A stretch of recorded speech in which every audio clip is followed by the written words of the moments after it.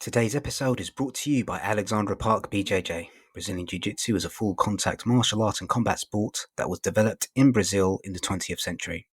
With roots in Judo and Japanese Jiu-Jitsu, has been developed and refined into a unique grappling art with the aim to allow a smaller and weaker individual to beat a bigger and stronger opponent with the application of proper technique. Based in Muswell Hill, North London, Alexandra Park BJJ's classes are designed so that you can develop your fitness levels, balance, coordination and flexibility in a no-pressure environment, and to provide the opportunity to start a new sport at a reasonable price. At Alexandra Park BJJ, we aim to be inclusive so that everyone can benefit from this incredible art, not just the athletic or ultra-competitive. To book your free class, head over to alexandraparkbjj.co.uk or email inquiries at alexandraparkbjj.co.uk.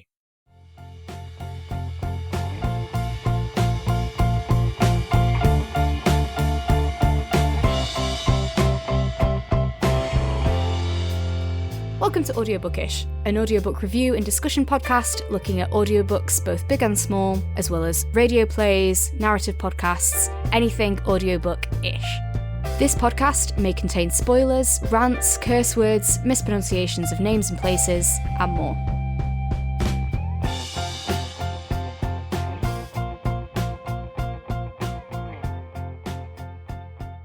Hello everyone, you're listening to Audiobookish. My name is Freida McFadden and I am joined by Poppy Knight. Hello. And today we are going to be discussing The Housemaid by Freida McFadden as narrated by Lauryn Allman. Do you want to read out the blurb for this one, Poppy? Yes, so. Welcome to the family, Nina Winchester says as I shake her elegant manicured hand. I smile politely, gazing around the marble hallway. Working here is my last chance to start fresh. I can pretend to be whoever I like, but I'll soon learn that the Winchesters' secrets are far more dangerous than my own. Every day I clean the Winchesters' beautiful house top to bottom, I collect their daughter from school, and I cook a delicious meal for the whole family before heading up to eat alone in my tiny room on the top floor. I try to ignore how Nina makes a mess just to watch me clean it up, how she tells strange lies about her own daughter, and how her husband, Andrew, seems more broken every day. But as I look into Andrew's handsome brown eyes, so full of pain, it's hard not to imagine what it would be like to live Nina's life. The walk-in closet, the fancy car, the perfect husband. I only try on one of Nina's pristine white dresses once, just to see what it's like. But she soon finds out, and by the time I realise my attic bedroom door only looks from the outside, it's far too late. But I reassure myself, the Winchesters don't know who I really am. They don't know what I'm capable of. Great. So thanks to Jess from Bookouture for sending us the review copies for this one. So again, this is much like the other Bookouture book we reviewed. This is very much a thriller. So it's very difficult to discuss it without giving away massive spoilers. So I think, yes, I think probably the best place to start is with the narration. Which I felt was excellent. I think Lauryn did an absolutely bang up job. And then like sort of the notes that I've got written down is kind of like New York. Basically that kind of like she does a really good job with giving Millie a very kind of almost stereotypical New York kind of working class accent. Did you want to talk a little bit about that and how you felt that kind of like encaptured a lot of like personality within the character? I'm in complete agreement with you, and so this blurb with it being in first person doesn't really say that, but yes, Millie is the housemaid, and I completely agree with you. Lauryn Allman does a fantastic job of giving her a voice that just really embodies that character, brings that character to life superbly, and I think definitely was a big thing of my enjoyment of this book because I had such a clear, sense of Millie. Millie felt very real after hearing her voice. And it's not an accent I know well enough in any way to attempt to do it in my own head. You know what I mean? Yeah. It would very much, to me, Millie would just, sound like my inner voice. And so hearing Millie sound like Millie, absolutely wonderful. And then similarly, Nina Winchester's voice, completely different. Kind of one of those amazing instances with just one narrator where it feels like it must be multiple people, because it was really distinct, that I thought was fantastic. all the characters, obviously, but those are kind of the two main ones where there's that big distinction. But yeah, supporting characters as well in there. Well, Andrew, a large character, and Enzo as well, a significant character. The daughter as well, all really distinct voices, just an absolutely amazing narration. I actually got some books at the moment that Lauren's narrating for us at work, so yeah, excited to listen to those with how good this one was. It was just absolutely phenomenal. I think kind of, yeah, masterclass in how you do a single narrator to just bring all the characters to life. Yeah, I would agree with that. I mean, just to kind of, we don't typically do this in terms of, I don't typically do this in terms of doing comparisons to other actors, but her performance as Millie very much sort of reminded me of like Marissa Tomei's performance in My Cousin Vinny. I don't know if okay, no, yeah, so kind of like that very much kind of like, maybe not as bolshy as Marissa Tomei's in that movie, but very much kind of like that sort of like tough New York type girl that Marissa plays in that. And then Nina sort of reminded me of that. You know, when you watch old movies with maybe someone like Katharine Hepburn, and they've got that very kind of cut glass, weird mid-Atlantic kind of accent. So to kind of like be able to capture both those two characters in like really distinctive voices, I think is like it takes a lot of skill. It really does. Yeah, really, and it really I really enjoyed like her performance in the book because of that. And it also a lot of Millie's personality does come across in the text, but I just think her performance just added like a third dimension that kind of wrapped around everything. And you know, as you mentioned, again, that's not necessarily the voice that I would have given Millie in my head as well. Yeah, no, for sure. I definitely recommend, you know, if you're keen on this book, then the audio, I think, will be the way to go, for sure. Absolutely brilliant, yeah. So let's talk a little bit about Millie's character. I'm not too sure if it's spoilery, but I think it's kind of mentioned quite early on the book, kind of why she's in the position that she's in. Yeah, it is. So Millie is a parolee. She's been recently released from prison or jail. There is a distinction, I can't remember which is which at the moment. And she's down on her luck. She's living in her car, and she's just desperate for a job. So when this, you know, opportunity to be a maid in this housemaid in this family comes up, she's extremely grateful. And I think that kind of explains some of the red flags that she overlooks during the course of the book and some of the bad decisions that she made. And that's always a tricky thing with when you're writing thrillers or, you know, suspense, is kind of like, well, why are these characters making the decisions that they're making? And I think a lot of that can be explained away by Millie's past. How did you feel about that kind of that element?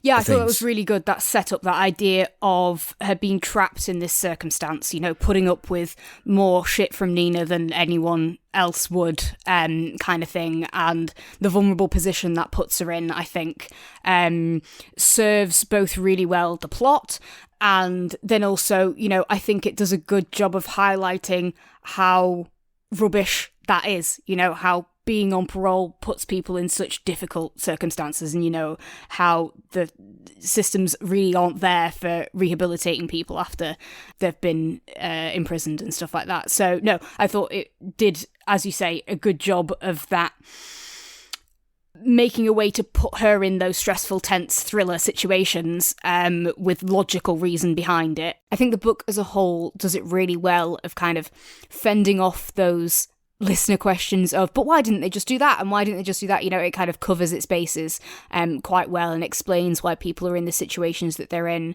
which is really good. As well as that kind of, real world commentary sort of idea. Yeah. And again, kind of, it's really difficult to discuss the book without going into spoiler. What's kind of like the next point that's maybe on your list of things? Yeah, for sure. I'll have a look. And then also, with talking about spoilers, I think it'll be good if we can try and avoid, and I'll bleep this, the word and especially because I think like the connotations of those might give the twist away. And I think the twist was really good. I guessed something that was like half of it, but by no means did I guess the actual one. So I thought different things in that. In fact, if I'm beeping anyway, I thought that maybe Okay. I felt like, but I didn't know why. Yeah. So yes, if you would like the uncensored version of this, sign up to our Patreon. Yeah. So yes, things on my list. Yeah, I think we should go in with the shit with Nina, because this is not a spoiler, it happens quite early on. Nina gaslights her ridiculously. You know, asks her to do something, then says she never asked her to do something, tells her she did ask her to do something, gives her the wrong information, and bullies her for it, and treats her mean, then treats her really nice, and yeah, that's just a huge level of gaslighting there, which, like, as my listener experience, I found it really frustrating, because it's just such a horrible thing, that hearing it happen to someone was really horrible, but in that way that it was really effective, because it was making me feel like that. You know, I was really conflicted, because I was like, I'm not enjoying this, but the book's doing the thing it should do of making me uncomfortable. Yeah. What did you think about kind of that whole I felt the, kind of, especially, you kind of mentioned gaslighting things. I felt those sections were especially effective, because there were certain sections where Nina tries to gaslight Millie and she's not having any of it. But then there are other sections where she's kind of like, well, maybe actually I did forget to do that thing, or I didn't do the thing that she asked me to do. And, I've been, because she asks her to do so much, and maybe it just slipped my mind and stuff like that.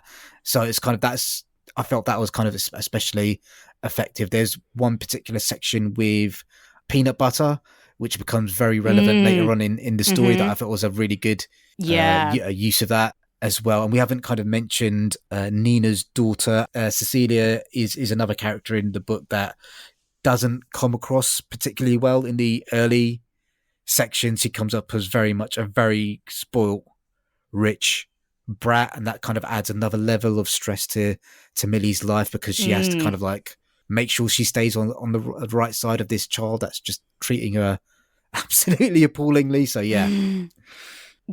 for sure, definitely. So one thing I did have on my notes that I've got written down half joking is how tired I am of the female gaze in these thriller novels that we're reading. So there are a few sections where Millie talks about her attraction to Andrew and Enzo, and talks about their chests and their rippling muscles, and men are more than just flesh, we have personalities too. So I was just wondering how you felt those Millie's attraction, the spicier to both sections. It doesn't really get really spicy at any section, yeah. but it's just very mild spice. How you felt that added to the story, especially in terms of some of the decisions that Millie and Nina have to make around the relationships with Andrew and Enzo. So I think there might be some objections to you claiming you're tired of the female gaze, given the history of literature and the predominance of the male gaze, but I did find it funny anyway. So I personally, I think I said a similar thing about the Josh and Gemma one. Like, it didn't do it for me. I imagine there'll be people listening who kind of agree with that and ooh, swoon. But those kind of, descriptions of male bodies don't really do it for me. I kind of brushed over those, but I did kind of think that the sexual tension parts of it were cringe, but not in a bad way, as in I think it was probably, again, good that it made me uncomfortable sort of idea. So that was sort of what I thought about those. I think they do good to enhance the plot. It is from her perspective, and therefore seeing her, the gaze, the way she's looking at them, I think is important to the story as well. I certainly wouldn't criticise it being in there, but maybe neither of us are perfectly the target audience for those specific sections. I think, I'd probably agree with that. But the one thing I did find good about those sections, it does kind of, it rounds out Millie's wants and needs, because both Millie and Nina have got specific wants and needs, and obviously one of Millie's immediate wants are kind of to have a roof over her head, a steady job, stay out of prison. But once those needs are met, that other things do start coming into play, and having the need for companionship, I think I think that plays both into both Nina and Millie's stories, as that need for companionship kind of maybe makes them make odd, strange, bad, dangerous decisions. Yeah. For sure. But when I was reading around different reviews of the book just in preparation, one of the themes that did come across was around depictions around mental health. Yeah. How did you feel that was handled? Yeah, interesting. And it was on my list as well. So I'm not sure. I don't have a definitive answer. And I definitely was making notes to myself while I was going through it that were like, not sure about that. I think by the time I got to the end of it, I felt that it had sort of been handled okay. I think, it is first person, and I think it kind of just shows how somebody would react to the suggestion that someone has these conditions or has done something because of mental health reasons. And it also does do some kind of like checking itself, Yeah. There is a little bit of that in there, of a kind of like, some people would say this, but then, especially I think one bit that was important, when Millie kind of points out that there were people in prison with her that had certain mental health conditions, and how she had more empathy because of that. So yeah, but then kind of the reactions to some stuff about like postpartum depression or the use of medication, and kind of the idea that, well, if someone's on that medication, then they might be likely to do this kind of stuff. That was, as I say, I'm not sure I came to a strict conclusion. I don't think I know enough about the topic that I could. But I was teetering. I felt at some points like, maybe this needed a bit more sensitivity read, and then at other points, / at the end, kind of like, maybe overall it was all right. What did you think, and what was the kind of the review consensus? So I didn't kind of want to read too deeply into any of the reviews in case that kind of coloured. I just noticed that, just skimming through the reviews, that it did come across fairly often. I think it's a really tricky balancing act, because I think one of and again, this might be slightly spoilery in terms of the plot, is that one of the things that happens in the book is like taking advantage of, certain characters trying to take advantage of the stigma around mental health to kind of leverage the actions of other characters. And it's really, I felt that part of it was kind of quite intriguing, because I don't think it's necessarily criticizing people with mental health for behaving in a certain way. I think it's more of a criticism of the way that once people find out that you have a mental health conditions, or suspect that you have mental health conditions, how they change their behavior towards you and change the way that they view you. So I think that was maybe more in my head. But again, like you, I don't know loads about postpartum depression, I know the mental health, that the health system in the United States isn't great, but I don't know enough about that either to kind of make a comment on that either way. No, I think what I perfectly agree with you, though, is because I think as you get further through the book and further plot points, it's more about that manipulation of how people will tend to view these things. That's actually quite a clever part of the plot that isn't, and I think this is the important thing, that isn't villainizing people with mental health conditions. And I think that is important, that I was worried during it that is what it would do. And when you get to the end, that isn't what it has done. Obviously, we won't say how, and it's quite clever how, I think, but I didn't leave it thinking, oh, you've followed a classic trope of a straight kind of, this person's, got schizophrenia and they're gonna do a load of horrible things because of their mental health condition. That isn't...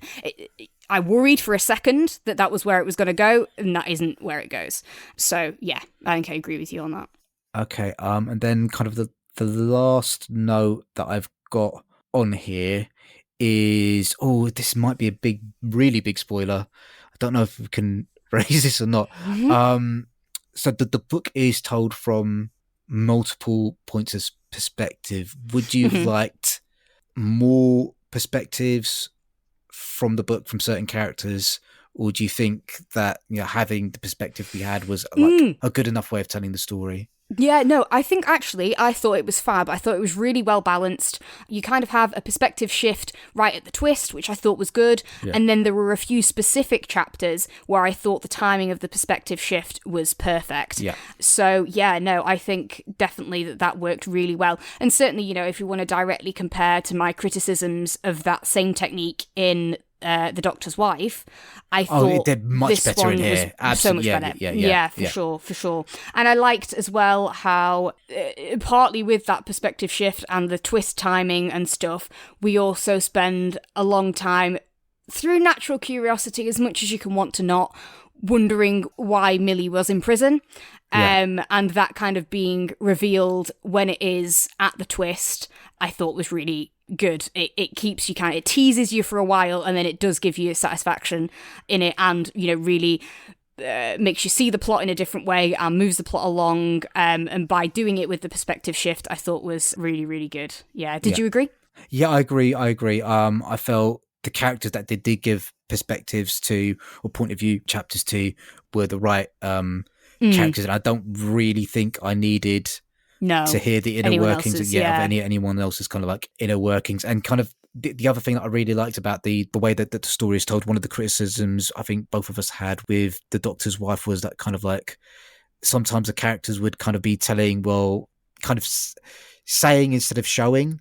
And in the point of view chapters of this book, their characters were shown by the decisions that they were making, and is more, the point of view is more like a commentary on why they were doing certain things rather than like a monologue. So I think that was kind of So I think those are all the points that I wanted to kind of pick up. Was there anything that anything else you wanted to talk about? There was. So kind of part of what I'd said before about like the satisfyingness of that reveal, without giving away spoilers, I did think that the ending was really satisfying. Yes. And in kind of all sorts of ways. So kind of like, I think within the story, even though one part of it is a bit coincidental. Yes. So you could maybe criticize that. I did think that within the world of the story, it was quite satisfying. But then also externally, as me reading a book, it left me quite satisfied as well. So yeah, I liked that. And I am tricky to please with endings. So that is a very good thing. But there is also a lead on for the next book, which was very satisfyingly tantalizing. And I think, it makes me want to listen to that one. I don't know if maybe I'm going to have to space out a bit, and so I can listen to it a bit before the third book comes out. So but I think I will have to listen to the next one. How did you feel about the end? And are you intrigued for the next book? Yeah, I'm definitely intrigued for the next book. So much like the Doctor's Wife, this is the first in like a trilogy of book about these characters, and I'm just wondering where because like as you said, that the ending kind of it doesn't leave that much meat for the characters with the current relationships to go elsewhere. So I'm just wondering how it'll just be kind of like, well, I suppose it does give like a slight teaser of where the story could go, but it'd be interesting. That part of me, because I enjoyed this quite a lot, part of me doesn't want to. Part of me just wants to kind of like keep this ruin it in a time capsule and not have like. I'm just that worry, the worry that you get about kind of sequels. Oh, is it going to be as good, or is it going to ruin? So I'm a bit apprehensive about that, but I might check them. I might check them out as well at the same time. No, that's very fair. And I also came to the same conclusion, is that I did really enjoy this book, but it was a bit of a roller coaster, because there were definitely points of it, especially where there are more gruesome or violent or kind of torture-y elements of it. I did not enjoy listening. Definitely did not enjoy, and kind of wanted to turn it off, but then also in the same way was compelled. So I wanted to turn it off, but then I was listening to part of it on the train.